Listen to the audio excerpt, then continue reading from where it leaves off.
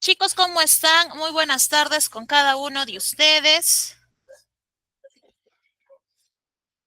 Buenas tardes, profesora. Hola, Buenas hola tardes, chicos. profesora. ¿Cómo están chicos? ¿Cómo se encuentran el día de hoy? Hoy día domingo. Con ¿Cómo se muchos ánimos. encuentran? Bien, ¿Bien? ¿Todo tranquilo? ¿Todo en orden? Sí, profesora, todo tranquilo, todo en orden. Excelente, chicos. Me alegra bastante que sea así, que estén tranquilos, que estén bien. Y el día de hoy, sobre todo, animosos, ¿no? De poder revisar lo que nos corresponde ya ver en nuestra segunda semana.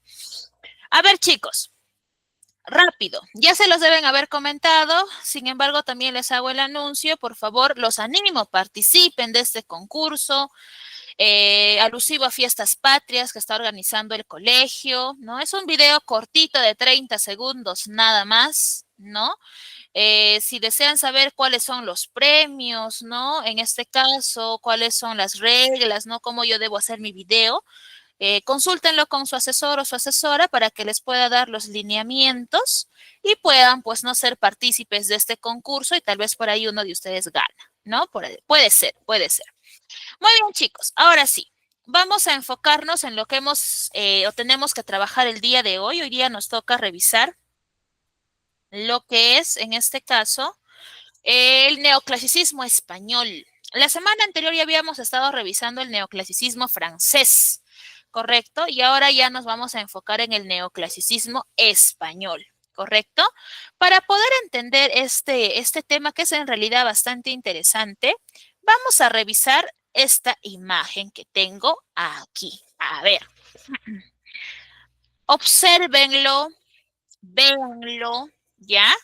Todos los detalles que ustedes puedan encontrar en esa imagen. Dicen que una imagen dice más que 1000 palabras, ¿no? Eso es lo que el famoso dicho o frase. Y vamos a ver si es cierto, ¿no? A ver, pues analícenlo, a ver, véanlo, léanlo, ¿no? A ver, ya está, ya le han hecho tal vez por ahí un zoom, ¿no? A la imagen, ¿correcto? Ya está. Lo han visto, lo han observado bien. Ya está, la tienen, listo. Paso a la pregunta. ¿Qué observas en la imagen, chico? A ver, ¿qué han observado? ¿Qué observan en esa imagen que tienen ahí? O bueno, la voy a retroceder. Listo. ¿Qué observan en esa imagen, chicos? A ver, alguien por ahí. Jessica. Un ma- Me supongo que se refieren a las costumbres en ese tiempo de la modernidad de los españoles, donde se rendían las clases sociales, donde las personas siempre se casaban a nivel social. A veces un plebeyo no se podía casar con alguien que tenía un alto rango. Me refiero que a eso dice el neoclasicismo, casi diferente a la clase anterior. Ya, ok, Jessica. Albert, ¿tú qué ves en esa imagen? buenas tardes, profesora. Lo que yo veo de esa imagen, la que mi compañera dijo, me ha dicho que esa imagen es un viejo matrimonio que alguien pintó ese retrato. Ya, muy bien, Albert. Gracias. Carmen, ¿tú qué ves en esa imagen? Buenas tardes, profesora. Claro, yo veo, profesora, ahí un matrimonio, no bueno, en esos años, en esos ciclos, donde en esas épocas, pues, las personas adultas, sobre todo los hombres, pues se casaban, ¿no? Con las mujeres que en ese entonces, pues, tenían 15 o 16 años, ¿no? Eran, prácticamente obligadas por los padres, sobre todo en la sociedad noble, ¿no? Las obligaban a contraer matrimonio por el rango social, ¿no? Eso Ujú. es, profesora. Ok, Carmen, muchas gracias. Ahora, la siguiente pregunta es, ¿qué emociones les transmite esa imagen? A ver, ustedes al observarlo, ¿qué emociones les refleja a ustedes? A mí una tristeza, profesora. ¿Por qué A mí me tristeza, refleja Carmen? tristeza, profesora, porque como le repito, en esa época, pues, las mujeres eran, ¿no? Obligadas prácticamente a casarse en temprana edad, ¿no? Y lógicamente, yo me imagino, pues, que esas mujeres, ¿no? No deseaban seguramente todavía casarse, ¿no? No era como hoy en día. Entonces yo reflejo que estas mujeres, incluso en la foto se observa la cara, que tiene mucha tristeza, ¿no? Entonces Ujú. eso es lo que para mí me transmite, tristeza. No tenían felicidad, no eran, digamos, muy pocas llegaban a ser realmente felices, ¿no? En sus hogares. Ok, muy Eso es bien. profesor. Jessica, gracias, Carmen. Jessica. Observo un matrimonio que es arreglado, que se arreglaba mayormente desde su nacimiento, ya clasificaban la clase social, ya que a veces eso traía beneficios a nivel social ante las costumbres que regían el nivel de los españoles en la época de los virreinatos. Ujú, ok, Jacqueline me dice una tristeza, también les refleja tristeza, esa es la emoción que ustedes tienen en cuanto ven la imagen que les he mostrado. Ahora les pregunto entonces, con todo lo que me están diciendo, ¿consideran entonces que esa imagen refleja una realidad que se ha vivido? ¿Es algo real? ¿Es algo que ha pasado tal vez en nuestra historia? Sí, profesora. Yo, claro que sí, porque en la historia, pues, sí hemos venido estudiando, ¿no? Porque lógicamente, como le vuelvo a repetir, en esas épocas, pues, estas cosas sí se daban, ¿no? Ujú, muy bien. ¿Y Mm. ustedes están de acuerdo con eso? ¿Estarían, supongamos, vamos a viajar a esa época? O ustedes tal vez como ojos externos, o bueno, nosotros, ¿no? Porque como lo ha dicho Carmen y Jessica, ya es una etapa pues en la que nosotros, bueno, no hemos sido parte de, ¿no? Pero ¿están de acuerdo con esa costumbre? ¿Qué opinan? ¿Están de acuerdo o están en desacuerdo? En nuestros tiempos que vivimos ahora, profesora, lógicamente no estaría de acuerdo, ¿no? La verdad que no, pero en esos tiempos uno quisiera o no, tenían que estar de acuerdo, ¿no? Porque en ese entonces, pues los que decidían eran los padres, sobre todo en las hijas, ¿no? Ujú, Eso es, claro. profesora. Muy bien, Carmen. ¿Y los demás están de acuerdo con esa costumbre? No, profesora, porque en ese tiempo lo que decía la mujer no era algo que sea clasificado, ya que era una época muy machista y denigraban mucho la opinión de la mujer. Solo lo que se decidía en el nivel de los padres en esa época, a nivel del patriarcado, era lo que realmente se ejecutaba. Ujú. Muy bien, Jessica, muy bien, Carmen, ¿no? Miren, si nosotros hacemos o miramos al pasado, ¿no? En todos los rangos literarios que hemos estado observando, vamos a ver cualidades o contextos muy diferentes, ¿no? Sociedades marcadas por características muy particulares. No, pero que de todas maneras han servido todos esos contextos sociales para poder dejarnos como legado obras que justamente hablan de ello, ¿no? Donde nos reflejan esa realidad, donde nos reflejan o nos dejan al menos una partecita, ¿no? De lo que fue en esos tiempos, ¿no? De cómo eran las costumbres, cómo era ese actuar, ¿no? De cómo es que las personas, tanto de las diferentes clases sociales o estratos sociales, vivían, convivían, ¿no? Las cosas que se hacían, ¿correcto? Entonces, bastante interesante las posturas que me han estado indicando. Entonces, hoy día, chicos, nosotros vamos a conocer a la literatura del neoclasicismo español, ¿ya? Para poder saber, para poder conocer su influencia y sus aportes literarios, ¿no? A ver, ellos, este neoclasicismo español, ¿de qué manera o qué herencia cultural literaria nos ha dejado a nosotros, ¿no? Porque cuando nosotros a un principio les dije, cuando empezamos a revisar literatura, es revisar la historia también. Hablar de literatura es revisar no solamente obras, sino también conocer el contexto en donde esa obra ha nacido. ¿No? Porque eso ayuda a que tú puedas entender con mayor, tal vez con mayor precisión, el por qué, ¿no? A ver esa obra qué te está reflejando, ¿no? A ver, a conocer y decir y comparar incluso allá. Esta obra se relaciona con, porque en su sociedad se daba esto, se vivía esto, era algo normal, ¿no? Y si yo les traigo esa época, pues a la época actual, yo imagínense, ¿no? Si yo les pregunto a todos ustedes, ¿no? A ver, ¿ustedes se han casado por imposición o por decisión propia? ¿No? Tal vez muchos me van a decir, profesora, y creo que la mayoría, ¿no? He decidido casarme o tener mi familia por decisión propia, ¿no? Porque ustedes han elegido a la persona. Mas no ha sido porque tal vez alguien más les ha dicho, sabes que Jessica, sabes que Albert, sabes que Carmen, te vas a casar con tal, ¿no? Porque así lo digo yo y porque así lo tienes que hacer, ¿no? Entonces vamos a ir deslindando esto y al final vamos a comprender por qué, profesora, o yo les he puesto estas incógnitas y esa imagen inicial. ¿Listo? Entonces, por ahí si quieren ir interviniendo, agregando algo, siéntanse en la libertad de hacerlo. ¿Listo? El neoclasicismo español, chicos, es una etapa que va a nacer en el siglo XVIII y que va a tratar de imitar lo que se hace en el neoclasicismo francés, ¿no? Es como que es su espejo, el neoclasicismo español, porque toma los rasgos del neoclasicismo francés y los trata de adaptar a su realidad, ¿correcto? Ahora, ¿qué debemos saber? ¿En qué contexto se desarrolla ese neoclasicismo español?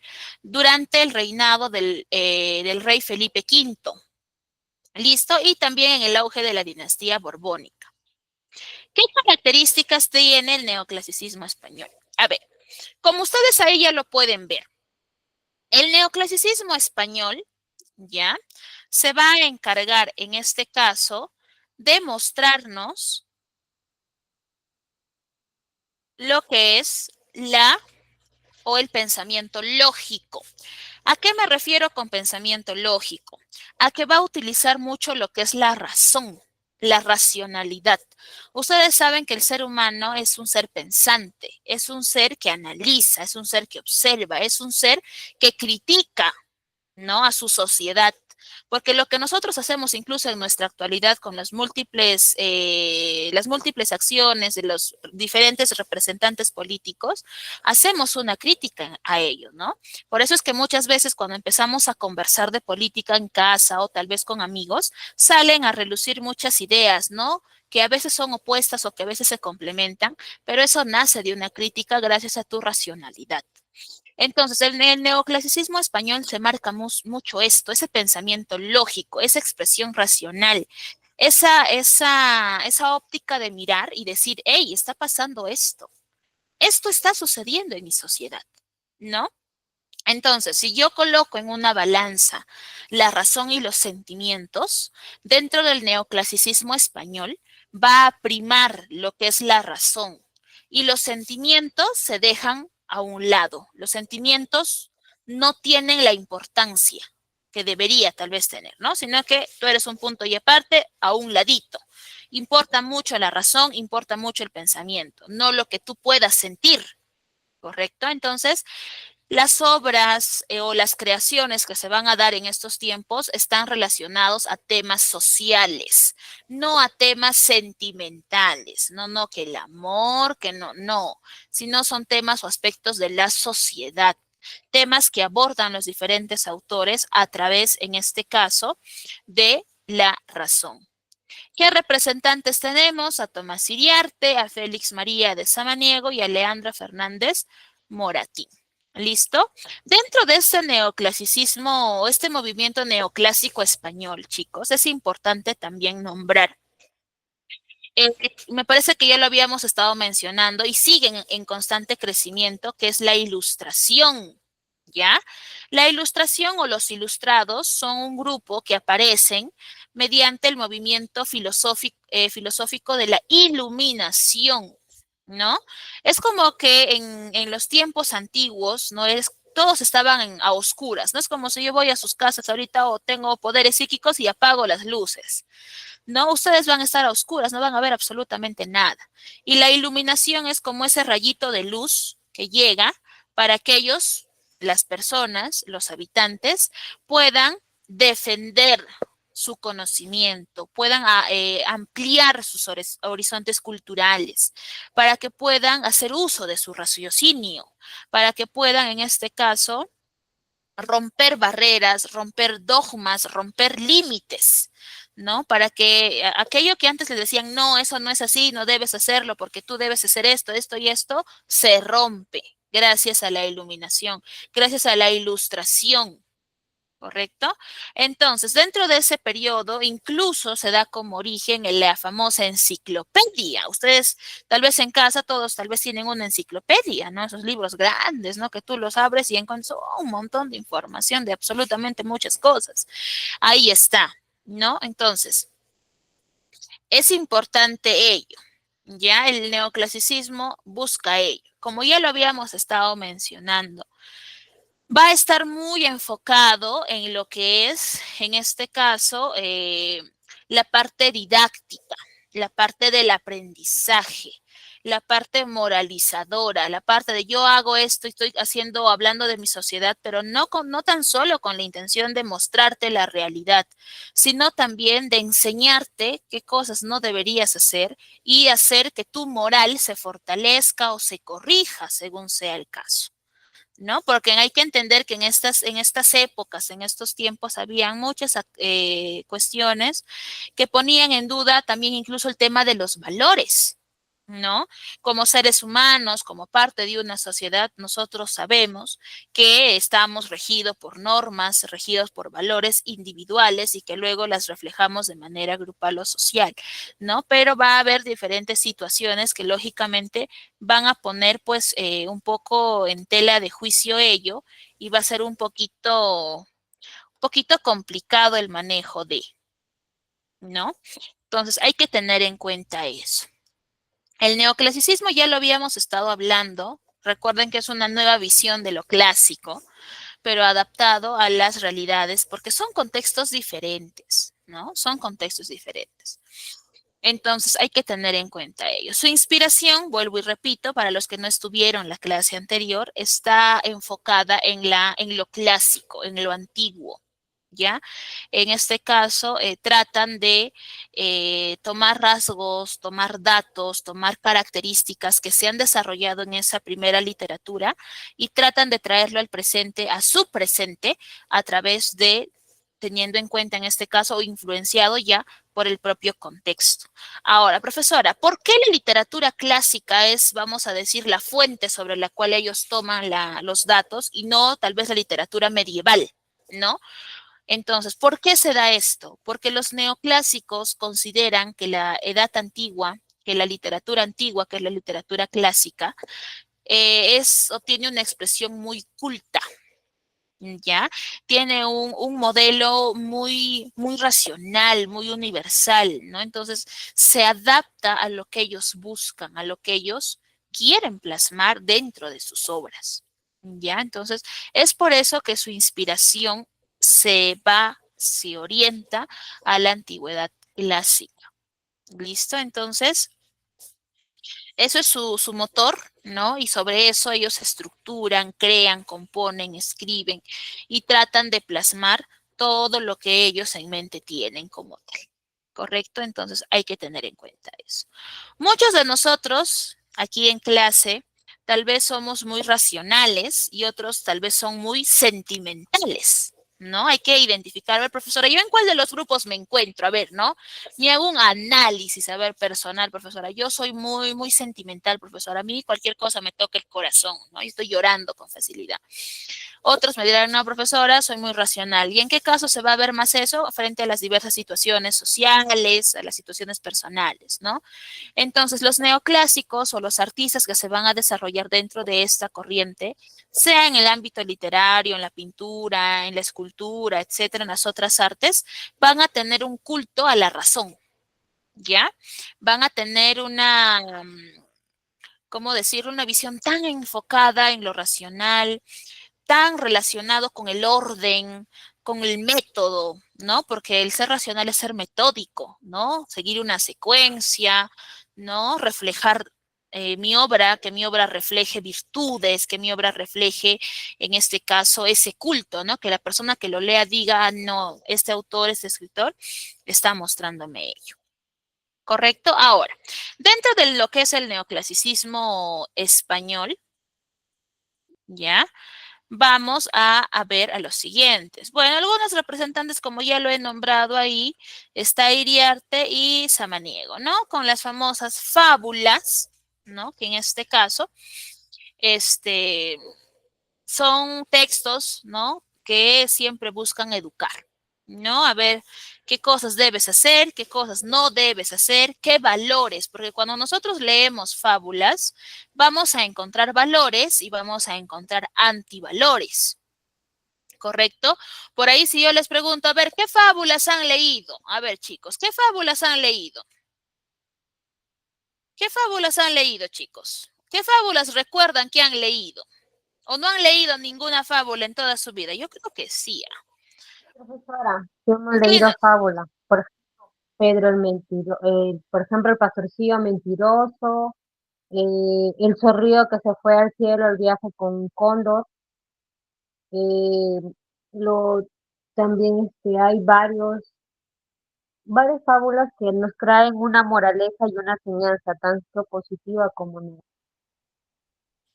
claro, dentro de las fábulas, cuando ustedes han leído fábulas, por eso les decía, ¿no? Se resaltan los valores, pero también hay fábulas que nos reflejan antivalores. Pero esos antivalores no nos lo enseñan con la intención de ello y ese mentiroso, ¿ah? No, sino con la intención de decir, ah, mira, si tú practicas la mentira, esto te puede pasar, ¿no? Como en el caso del pastorcillo mentiroso que menciona Jessica. ¿No? O por ejemplo, ¿no? Si tú eres muy confiado o tal vez en este caso menosprecias a otros, te puede pasar esto, ¿no? Cuando, por ejemplo, el león menospreció al ratón por su tamaño, ¿no? O si eres muy confiado, te puede pasar esto, como pasó con la liebre y la tortuga, ¿no? Entonces, Profesora, hay Cuervo con el zorro también es una fábula muy bonita. también, ¿no? Entonces, todas las fábulas tienen algo que tú dices, a ver, ¿no? Son valores, son antivalores, y por lo regular estas fábulas suelen leerlo mucho los niños pequeños, ¿no? ¿Por qué? Porque a través de una manera divertida, que son las fábulas, ellos van aprendiendo qué es la mentira, qué no se debe practicar, o a ver, profesora, qué es la amistad, qué es la solidaridad, qué es la honradez, qué es la amistad, ¿no? Y de esa manera se va modulando la parte también moral del niño, ¿no?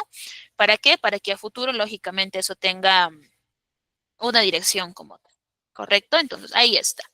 Ahora, otro representante dentro de la literatura neoclásica española, tenemos a alguien que desarrolla lo que es el teatro, que es Leandro Fernández Moratín.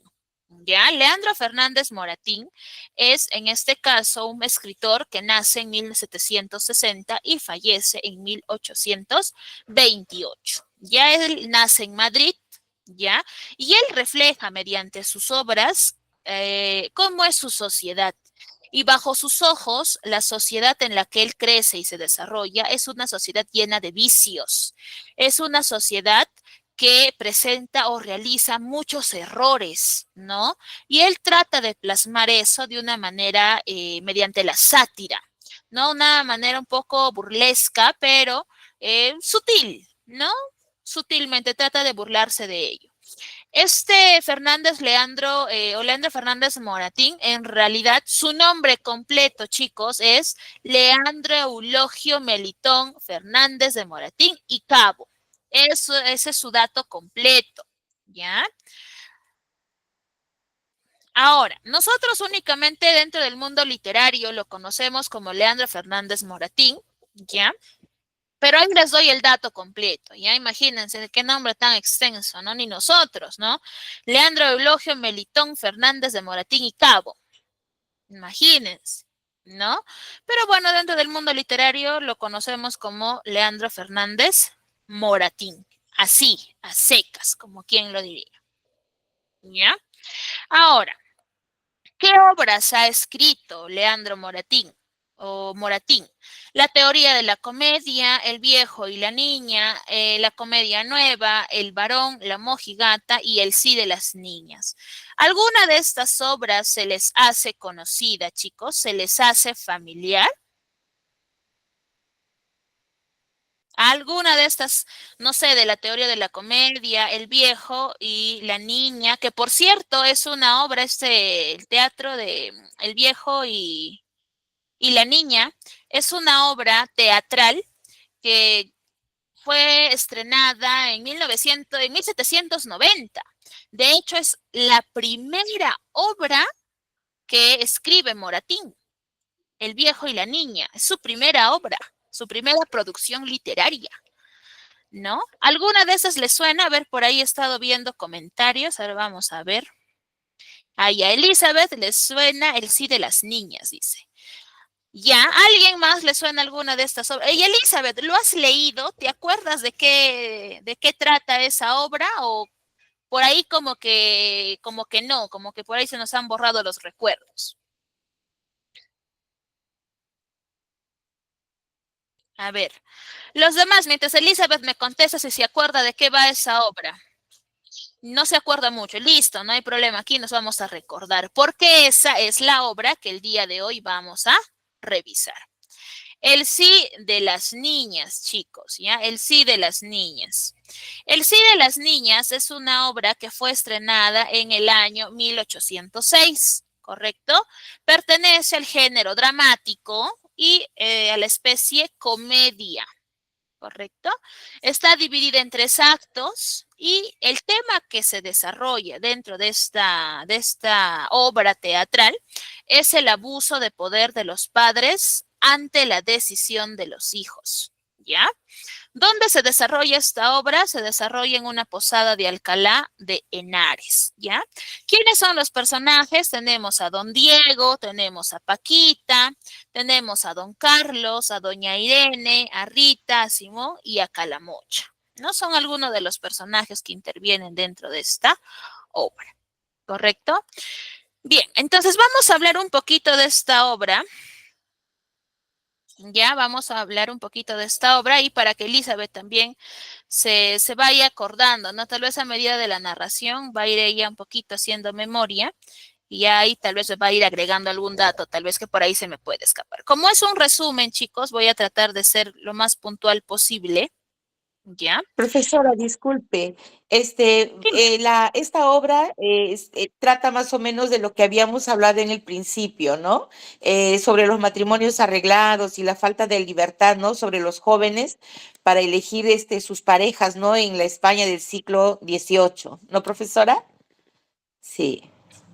Correcto, muy bien, claro, ¿no? Y a eso iba, gracias. Justamente les decía, no van a entender, a ver, ¿por qué les he hecho las preguntas que les hice al inicio? Porque justamente la obra que hoy día vamos a revisar es esa, ¿no? Una obra que marca mucho eso, una obra que desarrolla mucho eso, ¿no? Y que en realidad refleja esa realidad, porque sí, ha sido una realidad, no es que ha sido algo de la ficción del autor, ¿no? Profesora se ha inspirado y lo ha escrito, no, en realidad eso sí pasa, sí acontece, ¿ya? Entonces vamos a revisar ello.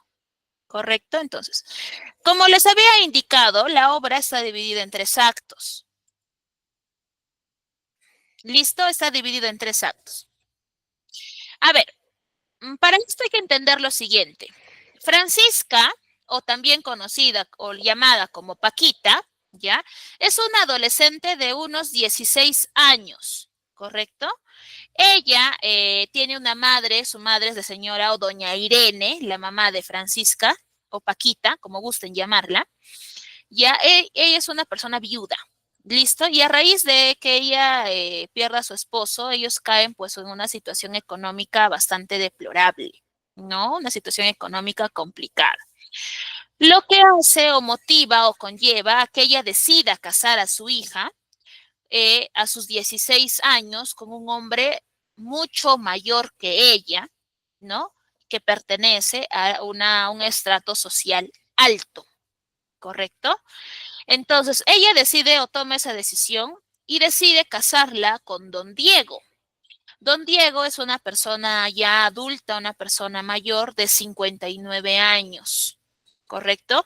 Quien acepta casarse con doña Francisca, con esta jovencita, después de la insistencia básicamente de la madre de doña Irene, ¿no? Doña Irene le manda recurrentemente cartas y cartas y cartas a don Diego, proponiéndole e insistiéndole que su hija es una mujer muy bella, es una mujer que es en realidad una persona muy noble, ¿no? Una que tiene material para esposa, por decirlo así, ¿ya? Y que ella quiere que su hija se case con él. Entonces la madre insiste, insiste, insiste, manda carta tras carta tras carta, Basta que don Diego acepta esa propuesta de casarse con doña Francisca, con la hija, con esta jovencita. Entonces, como ya acepta este trato don Diego, la mamá, doña Irene y don Diego se ponen pues de acuerdo para poder organizar un encuentro entre los futuros esposos. Entonces, este encuentro se iba a dar en la posada de Alcalá de Henares, que está en Madrid, ¿no? Entonces, en este lugar espera a su futura esposa, ¿no? Espera a Paquita. Entonces, cuando ella llega, don Diego se queda pues impactado, ¿no? Se queda impresionado, ¿no? Se lleva una impresión muy grande. Entonces, al día siguiente de ese encuentro, de ese primer encuentro, ellos deciden encontrarse nuevamente, ¿no? Para que puedan dar un paseo, ¿no? Para que puedan conocerse. Y la mamá, doña Irene, siempre aprovecha todas las oportunidades, ¿no? Que el momento le brinda. ¿Para qué? Para que le pueda repetir nuevamente a don Diego constantemente que todos los valores, ¿no? Todo lo bueno que tiene su hija, insistiéndole, ¿no? Seguía convenciéndolo que él había tomado una muy buena decisión al querer casarse con Paquita, porque era una joven que estaba totalmente dispuesta a casarse con él, ¿no? Entonces, siempre aprovecha esto, doña Irene, ¿ya? Entonces, siempre está en constante ahí donde mi hija es una muy buena niña, es una muy buena mujer, se puede casar, es de muy buen corazón, ¿no? Etcétera. Y don Diego también es un hombre que tiene un muy buen corazón, ¿no? Y él quiere casarse con una mujer que lo quiera, una mujer que lo respete, ¿no?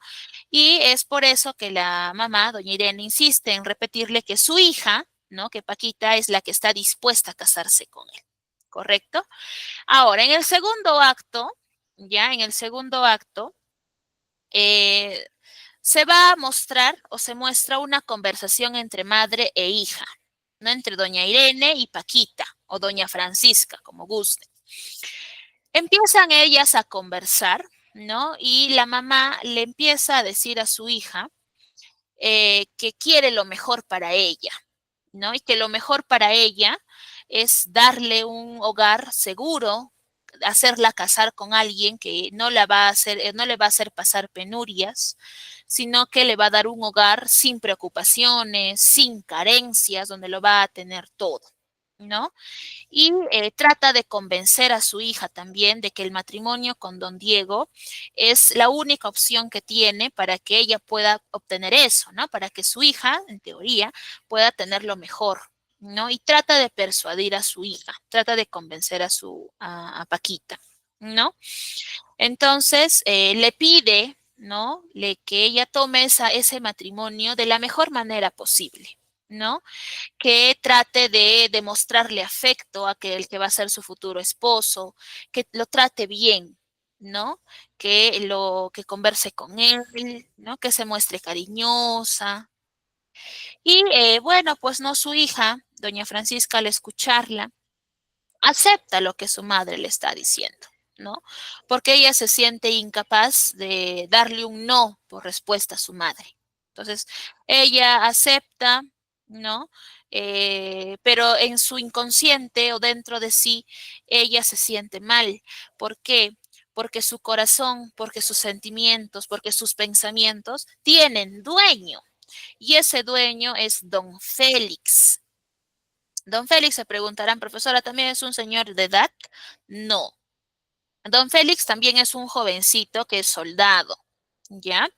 Que cuando se entera que ella se va a casar, decide, en este caso, llegar al lugar donde se encontraba Paquita, ¿no? Va a visitarla, porque él no quiere que ella se case. Entonces, llega este soldado, este jovencito que está enamorado también de Paquita. Y bueno, pues no, en este caso nos enteramos que don Félix es sobrino de don Diego. Pero bueno, en realidad el nombre real de don Félix es Carlos, ¿no? Don Carlos. Y es sobrino de el futuro esposo de su amada, ¿no? Entonces vamos a decirlo así, que se forma como un triángulo amoroso, ¿no? Entonces, cuando don Diego se entera que este soldado, que don Carlos había llegado a Alcalá, ¿no? Le pregunta, le cuestiona el motivo que ha hecho que él llegue a Alcalá, porque él no estaba ahí, ¿no? Quiere saber qué ha pasado o qué lo ha motivado, qué lo ha orillado a que pueda llegar. Entonces, este sobrino, ¿no? Se pone un poco nervioso y le empieza a dar evasivas, ¿no? Entonces, a lo que le preguntaba a su tío, don Diego, él como que no daba una respuesta precisa, ¿no? Entonces, don Diego, al ver esas actitudes, como que le clava ahí una espinita, ¿no? No lo convence, no entiende a ver por qué motivo es que su sobrino está en Alcalá. Entonces le pide, ¿no? Que se vaya, ¿no? Don Diego le pide y vuelve al lugar donde has estado, vete, ¿no? Porque piensa, sospecha algo se le viene a la cabecita que piensa que está tramando algo. Entonces le pide por ese motivo que se retire, ¿no? Bueno, don Carlos llega a conversar con Francisca y se entera, ¿no? Que ella está siendo obligada por su madre a casarse con don Diego, que ese matrimonio es por conveniencia, que ese matrimonio es por decisión de la mamá, ¿no? Y que ella en realidad, por mucho que lo quiera, no va a hacer nada porque no piensa darle la contra a su madre, ¿no? Porque si la voluntad de su mamá es que ella se case con don Diego, ella lo va a hacer así. Así ella no está enamorada, así ella no quiere hacerlo, ella se va a casar porque es lo que con su mamá o es lo que le había prometido a su madre, ¿no? Entonces, este tipo de actitudes siguen despertando sospechas en don Diego y este pues manda a averiguar, ¿no? Porque quiere conocer o saber qué es lo que está pasando. En estas averiguaciones, lógicamente, don Diego se entera que hay una relación o que existe una relación entre Francisca y Carlos, ¿no? Que es una relación que no es del día o de las horas, sino que ya viene de hace mucho tiempo atrás, ¿no? Esto lo enerva, lo enoja, pero al final, don Diego termina convenciéndose de que ellos dos deben estar juntos y por ese motivo cancela la boda, ¿no? Decide ya no casarse, decide anular el compromiso y apoya a su sobrino a que sea él quien se case con Francisca. Al ver esto, su madre, doña Irene, se queda pues sorprendida, ¿no?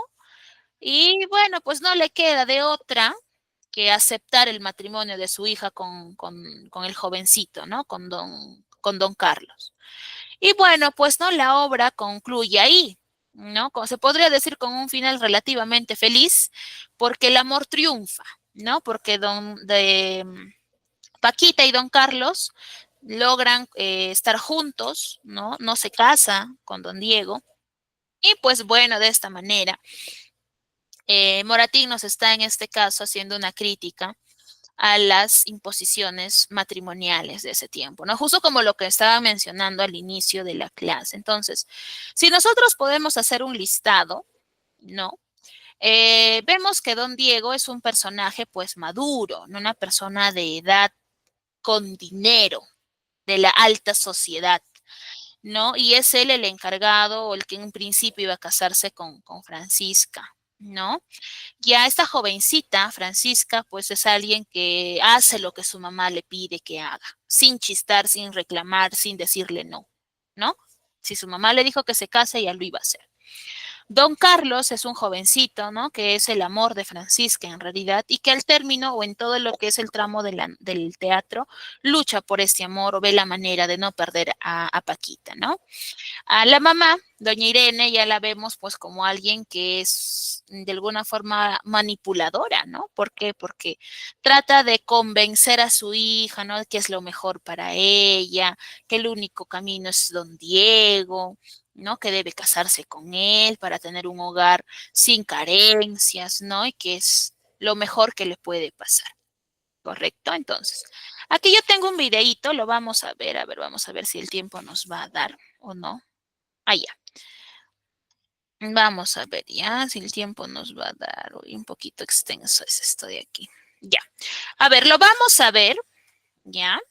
Y luego vamos a opinar, a ver, ¿no? ¿Qué es lo que pasa? Y vamos a ver qué opiniones tienen ustedes de los personajes, ¿ya? A ver, vamos a colocarlo aquí. Atentos, sí, por favor, para poder revisarlo.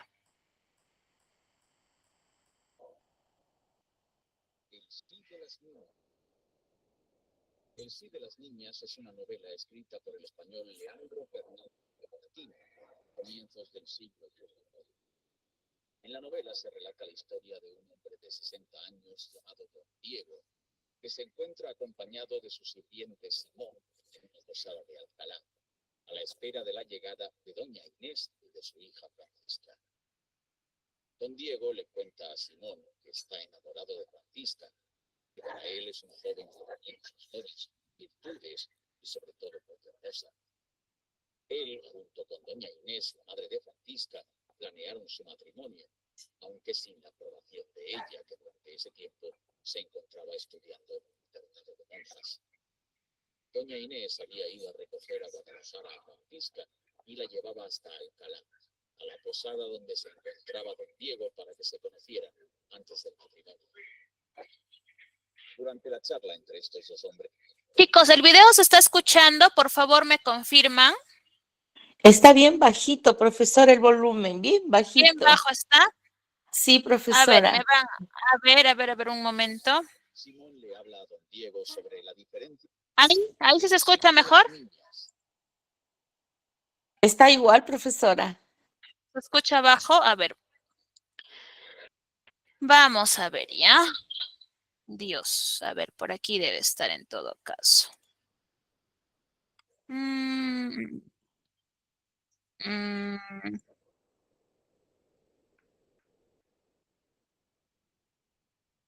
A ver, vamos a buscarlo en todo caso en... ya. Ya, vamos a buscarlo aquí, ¿ya?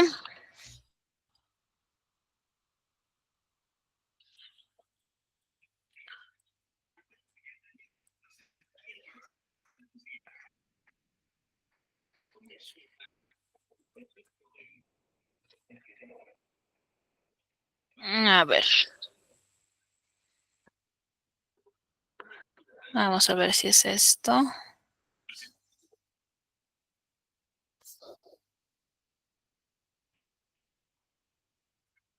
Ya, ahora sí, a ver, vamos a ver, ¿ya?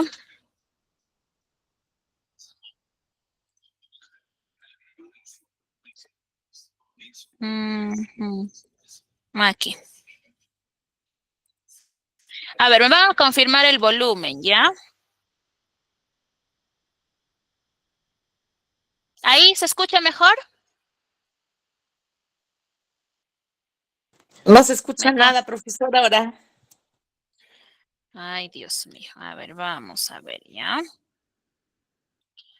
No se escucha, dicen. A ver, vamos a ver aquí.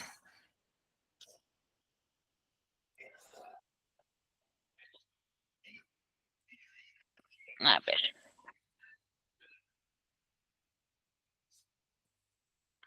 Un momentito, ¿ya? Vamos a traerlo por acá.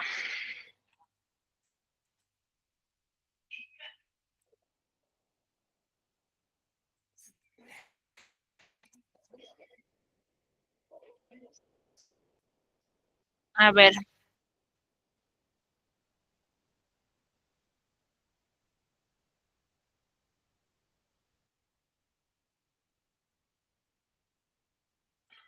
Ya, a ver, ahora sí me van a decir si se ve, ¿ya? A ver. Vamos a compartir esto.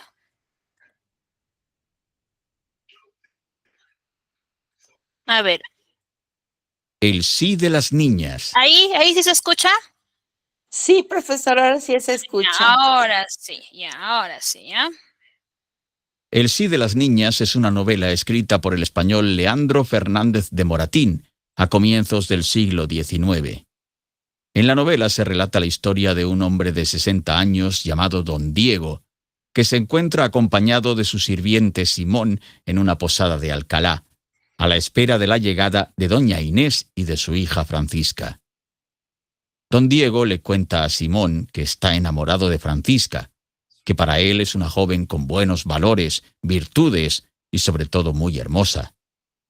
Él, junto con doña Inés, la madre de Francisca, planearon su matrimonio, aunque sin la aprobación de ella, que durante ese tiempo se encontraba estudiando en un internado de monjas. Doña Inés había ido a recoger a Guadalajara a Francisca y la llevaba hasta Alcalá, a la posada donde se encontraba don Diego para que se conocieran antes del matrimonio. Durante la charla entre estos dos hombres, Simón le habla a don Diego sobre la diferencia de edades entre Francisca y él, y le dice que el joven y apuesto sobrino de don Diego, llamado Carlos, es mejor partido para la joven. Don Diego reacciona molesto.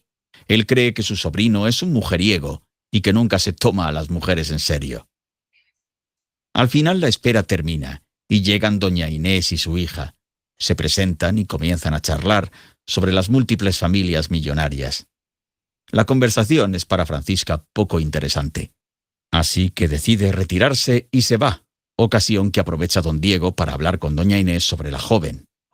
Don Diego le exige a doña Inés que sea Francisca quien le diga de frente el amor que siente por él, ya que los supuestos halagos que él ha recibido han sido siempre mediante la madre. Él quiere que la joven le confiese el por qué prefiere un marido experimentado, de edad madura y que sepa cómo llevar su matrimonio, ya que los matrimonios jóvenes no tienen la capacidad de llevar una relación. Lo que ambos no saben es que Francisca y Carlos, el sobrino de don Diego, han mantenido una relación en secreto durante el tiempo que la joven estuvo estudiando en el convento. Carlos la visitaba por las noches. Él llegaba sigilosamente y se saltaba el muro del lugar para encontrarse a solas y en secreto con Francisca en el jardín del convento. Por otro lado, doña Inés lleva con ella a su criada llamada Rita, de quien no sabe que mantiene comunicación con Calamocha, sirviente de Carlos, el sobrino de don Diego. Ambos se encuentran en la misma posada, y Calamocha le cuenta a Rita que su patrón recibió una carta en la que Francisca le cuenta que su madre está planeando casarla con un señor de 60 años. En ese momento, su patrón Carlos se encontraba en Zaragoza y decide viajar a Alcalá para impedir el matrimonio y confesarle a doña Inés su amor hacia Francisca. Calamocha le dice a Rita que vaya y le cuente a Francisca que Carlos, su patrón, también se encuentra alojado en la misma posada. Mientras tanto, doña Inés manda a llamar a su hija. Esta le confiesa a su madre que ya no es una niña y que sabe el significado del amor. Se niega a casarse con don Diego porque no lo ama. Su madre intenta convencerla de que lo mejor que puede hacer es casarse con don Diego, ya que con él no le hará falta de nada y podrá tener más lujos de los que ella se imagina. Doña Inés cree que su hija no quiere casarse con don Diego porque se quiere quedar en el convento y convertirse en monja, pero Francisca lo niega. Mientras tanto, don Diego sospecha que la joven no siente el mismo cariño que él siente por ella, y le dice a Francisca que espera que ella le exponga su cariño. Pero cuando Francisca intenta negarse a contraer matrimonio con él, la madre la interrumpe e impide que le confiese la verdad. Don Diego sale de la habitación y descubre que su sobrino Carlos se encuentra en la misma posada. Le pregunta por qué se encuentra en el lugar, y Carlos, temeroso, termina por contarle toda la verdad a su tío. Don Diego, enojado, lo tira de la posada y le exige que regrese a Zaragoza y que cumpla con sus obligaciones. Carlos obedece y se marcha junto con su sirviente Calamocha. Rita, la criada de doña Inés, se entera de lo sucedido y le cuenta a Francisca que Carlos y su sirviente se han marchado de la posada. La joven rompe en llanto y cree que Carlos la ha abandonado. Esa misma noche, Carlos llega a darle una serenata a Francisca y tira una carta por la ventana que Rita tendría que recoger y llevársela a Francisca. Pero por error, la carta cae en manos de don Diego. Este se molesta mucho, porque sospecha que el acto es propiciado por un enamorado de Francisca. Cuando Rita sale en busca de la carta, la criada no la encuentra y le dice a Francisca que no encontró la supuesta carta que Carlos tiró por la ventana. La joven se empieza a sentir decepcionada y cree que Carlos simplemente la ha engañado. Esa noche, Francisca y don Diego se encuentran en la sala de la posada. Él le exige que le confiese lo que en verdad siente por él, y que si existe otro pretendiente que a ella le interese. Y la joven, decepcionada por el abandono de Carlos, le dice que no existe nadie más, y que la razón por la que no quiere casarse es porque quiere regresar al convento. Don Diego, no muy convencido, lee la carta y se entera de que el pretendiente de Francisca es su sobrino Carlos. Lo manda a llamar con su sirviente Simón y le pide a su sobrino que le exponga sus intenciones con Francisca. Él le cuenta que por un tiempo ellos han mantenido una relación en secreto y que ha venido para casarse con ella. Ante esta situación, don Diego se da cuenta de que la joven no siente el cariño que creía que ella sentía, y le comenta a doña Inés que su hija está enamorada, pero no de él, sino de su sobrino Carlos. Sin embargo, doña Inés cree que es un plan de don Diego para liberarse del compromiso con su hija. Don Diego trata de convencer a doña Inés y le dice que él no tiene ningún impedimento en que Francisca y su sobrino Carlos contraigan matrimonio, sino todo lo contrario. Él bendice su unión y los frutos de esa relación. Sí, es a ti. Ya está, chicos. Volvemos entonces. Ahí está, ¿no? Ahora, ¿no? Justamente eso es lo que conversábamos al inicio de la clase, ¿no? Sobre los matrimonios arreglados, hablábamos sobre justamente estos aspectos, ¿no? Que son una realidad que ha marcado mucho esta época, ¿no? No es algo ajeno, no es algo ficticio, no es algo, profesora, propio de la invención de los autores, sino que en realidad esta obra del Sí de las Niñas nos marca eso, ¿no? Como nos decía Jessica, nos lo decía Carmen, jovencitas, ¿no? De 16 años, 15 años, que eran obligadas a contraer matrimonio con personas adineradas y bueno, que les duplicaban o les triplicaban la edad, ¿no? Justamente, Jessica, ¿no? Son aspectos racionales. ¿Por qué? Porque aquí no importa el sentimiento de los jovencitos, ¿ah? Aquí importa lo que plantea esta sociedad de ese entonces, ¿no? Este matrimonio o estos matrimonios arreglados por conveniencia y que siempre buscaban algo de beneficio, ¿no? Y que lejos de que tal vez la madre, en este caso, realmente su intención haya sido porque, bueno, pues es lo mejor para su hija, buscaba un bien personal, ¿no? Porque obviamente al casar a su hija con alguien de dinero, los beneficios no solamente iban a ser para la hija, también iban a ser para ella, ¿no? Entonces, miren, ve una sociedad viciosa, por supuesto, por donde la moral, de hecho, los ilustrados rechazan estos matrimonios por conveniencia, porque consideran que afectan la moral del hombre, del ser humano, ¿no? Entonces, chicos, primera pregunta. ¿Quién es el autor del Sí de las Niñas y de qué país es? ¿Es Tomás Diriarte, de Inglaterra, Félix María de Samaniego, Alemania, Leandro Fernández Moratín, España, Goethe, Polonia o Nicolás Maquiavelo, de Francia? ¿Cuál será la respuesta ahí? ¿Cuál será, chicos?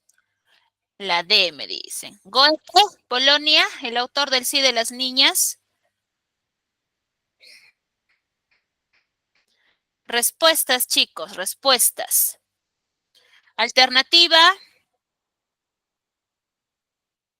¿Qué alternativa, chicos? ¿Cuál será la respuesta? A ver, el autor del Sí de las Niñas. Tomás Diriarte. La profesora Tomás Uriarte de Inglaterra. Tomás Diriarte es el autor del Sí de las Niñas, ¿seguros? No, Tomás Diriarte no es. No, ¿Quién es? Rápido, chicos, contestemos rápido. El autor la del C, Sí. profesora La Leonardo C. Fernández Moratín, España. Correcto, la C. Muy bien. ¿Qué obra les dije que fue la primera obra teatral de Moratín? y que fue estrenada en el año 1790, ¿qué obra fue su primera producción literaria? ¿El viejo y el mar, el Cid de las niñas, la mojigata, el viejo y la niña o la cigarra y la hormiga? ¿Cuál? ¿Recuerdan? El viejo y la niña. Muy bien, Elizabeth. Muy bien. ¿Verdadero o falso? Francisca es también llamada Paquita. ¿Verdadero o falso, chicos? Verdadero. Verdadero, muy bien. Verdadero. Don Carlos manda una carta a Francisca, pero esta llega a manos de Irene. ¿Verdadero o falso? Verdadero. ¿Llega a manos de Irene o Verdadero. llega a manos de don Diego? Falso, profesora. Falso. Falso, correcto. Al final de la obra, don Diego contrae matrimonio con Francisca. ¿Se llegan a casar? ¿Verdadero o falso? Falso, profesora. Falso, muy bien. Doña Irene representa la razón en la obra de Moratín. ¿La mamá representará la razón en la obra? No, profesora. Falso, entonces. Muy bien. Calamocha es el criado de don Diego. A ver, según lo que hemos visto en el video. ¿Verdadero o falso? Verdadero. Muy bien. ¿Verdadero? Correcto, chicos. ¿Quién será el personaje que representa la razón, chicos? ¿Don Félix, doña Irene, Calamocha, don Diego o Rita? ¿Cuál de ellos representa la razón? La E, Félix. profesora. ¿La criada? La A, profesora, don Félix. Pero don Félix es don Carlos, ¿no? El que está enamorado, el que lucha por el amor. Pero ¿quién actúa de manera sobria, ¿no? Ve la situación y dice, muy bien, si las cosas son así, yo doy un paso al costado. ¿Quién hace eso? La D, profesora, don Diego. Don Diego, muy bien. Y las 5, chicos, es una característica del neoclasicismo español. ¿Cuál será? Que solo escriben tragedias, que sus escritores son latinoamericanos, que prevalece la expresión racional, que rechaza a los viejos o que está La E, profesora. está de La acuerdo. E, profesora. El neoclasicismo español está de acuerdo con los matrimonios por conveniencia, los aprueba entonces. No los aprueba, los rechaza, ¿no? Por eso es que crea esta obra de que no está de acuerdo, rompe la moral, no está bien. Desaprueba la expresión racional. Correcto. Prevalece la expresión racional. Bien, chicos, concluyo con esto. ¿Qué hemos aprendido el día de hoy, chicos? Sobre el neoclasicismo, profesora, que es una réplica del clasicismo de Francia, que de una manera u otra suprime los sentimientos por meter la razón razonable, dejando de lado y de una manera u otra obliga a las personas solamente por clases sociales y de una manera egoísmo por un nivel social. Ok, muy bien, Jessica. ¿Cómo hemos aprendido, chicos, sobre el neoclasicismo español? ¿A través de qué? A través de la narración De de los una obra. valores y los antivalores de las obras que nos ofrecen o la fábula. Ok, muy bien, Jessica, también ahí Elizabeth, me parece, sí, muy bien, Elizabeth. Ahora, ¿para qué les será útil, chicos, haber aprendido sobre las características del neoclasicismo español? ¿Para qué les será útil? De una manera nos enriquece y a la vez nos confronta con la vida real, que en algunos otros países todavía existe eso, y nos observamos también en la historia cómo ha prevalecido de una manera u otra la obligación por conveniencia en los matrimonios, dejando de lado los sentimientos y enfocando la manera racional de una conveniencia económica. Ya, muy bien, Jessica. Los demás, tal vez alguien más que quiera agregar algo, algún comentario. A extra, tal vez por ahí, Elizabeth. A ver, leo lo de Elizabeth. Dice, para saber cómo antes eran arreglados los matrimonios por el nivel económico y hoy en día aún existen países y pueblos donde aún tienen esas costumbres. Ok. Muy bien, chicos. Entonces, agradecerles por el espacio brindado el día de hoy. Cuídense bastante, que tengan una semana llena de provecho y ya nos estamos reencontrando el próximo domingo, chicos. Buenas noches con cada uno de ustedes. Gracias, profesora. Hasta luego. Que tenga buen fin de semana.